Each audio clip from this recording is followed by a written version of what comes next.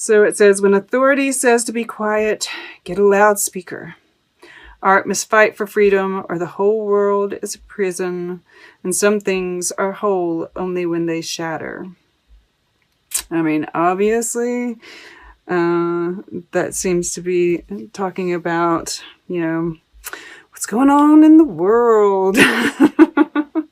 Okay, so I mean, like everything around this, this is obviously like, I don't know how to describe it. It's really quite gorgeous, though. I mean, like, you're going to some pretty painful memories might be coming up, but like, it's just leading to really gorgeous things. And I feel like, if you are, and it does seem to be like you're actively doing it, right? You're going into these thought processes, right? And I kind of see like this flower here, like this is a mode of thought, right? And all of these little ideas have sprung from this one plant, right? From this one plant. And, I see this pearl of wisdom here too, right? And it's like, it's not all bad, right? I think that we are kind of looking at that too. The wisdom that we gain from these insights. But it's like, we're seeing how these thought processes, the way that we think, right? The way that we handle pressure or fear, like a lot of these fears, a lot of these thought processes, how they stemmed from our mother. And for the first time, I'm noticing like what looks like vampire teeth. Right? Like she's been bitten by a vampire. And maybe you feel like, your mother kind of sucked the lifeblood from you. Maybe your mother made you feel like you sucked the lifeblood from her, right? It's like, whatever it is, it seems like, and, all of us have mom issues. Even those of us who had the best moms, they all, because they are human, they all have faults, right? But this is the end to that, the feeling of being left out in the cold, the feeling of not belonging, right? Because we see the world here and the lovers here. And this lovers, I'm seeing as, this balancing. What is happening is this balancing of the masculine and the feminine, right? The emperor is the father. The mother is the empress, So by dealing with these, we've been dealing with there are probably still some issues to be dealt with there. But right, like, I'm seeing these flowers, and I'll try to get back a little bit on track here. But we see purple flowers here too. They're all individual flowers, right? Individual thought, independent thought, right? The mother kind of, wants the smothering, the more, the mother that wants to keep you close to her, right?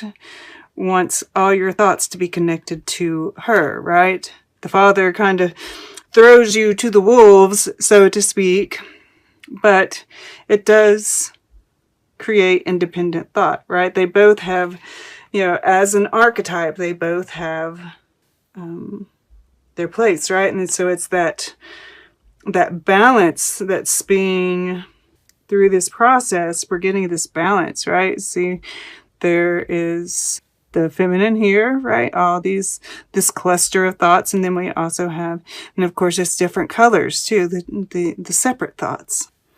So finding this balance.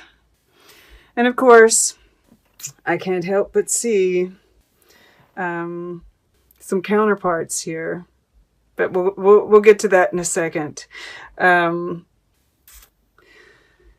This at 29, this spiritual awakening, it does break out down to 11. We have karma here, and we see like this burst of light, right? And in the below, we see this burst happening here, and then we see this eclipse happening here. And this is about awakening, right? This is some kind of spiritual awakening. This is some kind of realization that you're having. And it's like this is a 50, right? Which breaks down to a 5. So this is going right along here. But there's this, I hear black hole sun, right? Won't you come and wash away the pain? And I feel like, that this time of kind of, the unknown, this is you, the Queen of Cups. And we see her looking into this cup, right? Divining the future. And she's got her toe reaching out and touching this rock, right? Which keeps her grounded. And that's this 4 of Pentacles here, right? There is a nice, we don't have any, we do have fire, actually, Emperor's fire. So yeah, we have everything showing up here. Very nice. But I see this as your eye, right? And even before this came out beside it, I was like, this is scorpionic energy to me, right? This is this transformation. That what is happening is transformational, and you're kind of at home with it, right? I mean, of course the memories are never easy to go through, but yeah, this is just you here, and you're washing away the pain. You're consciously dealing with these memories, these thought patterns, and it closes it out, right?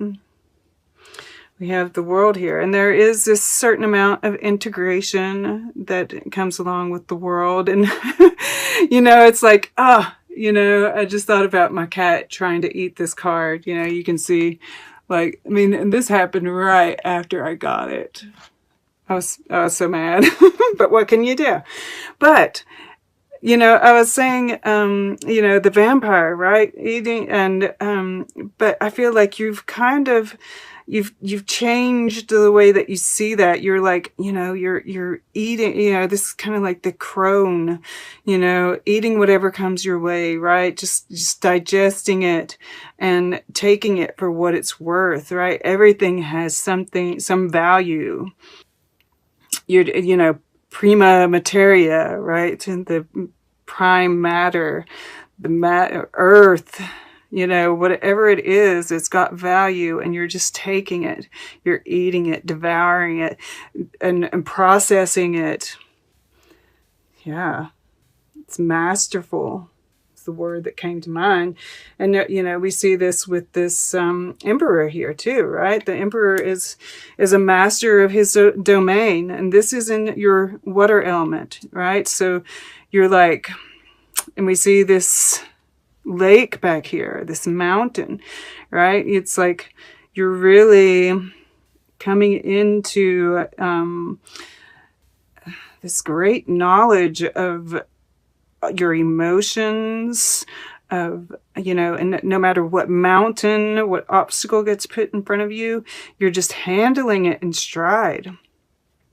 All right, you've got your 4 of Pentacles, and yeah, like in the midst of all this change that we're going through, and these 4s here, the stability is really nice to see, really. And we see this circle here, right? The wreath, this completion that's happening. And, with this sitting underneath the Lovers, and sitting across from the Emperor, you know, and the Mother showing up here with the Queen of Cups, which is, you know, unconditional love and karma. You know, this is you holding on, right? You holding on to this love, you know, and this is your goal, right? And perhaps this is your goal. You know, if you watched the intro, we need to have a focus. You know, what is your focus? This is a decision that needs to be made. Where are you putting your focus?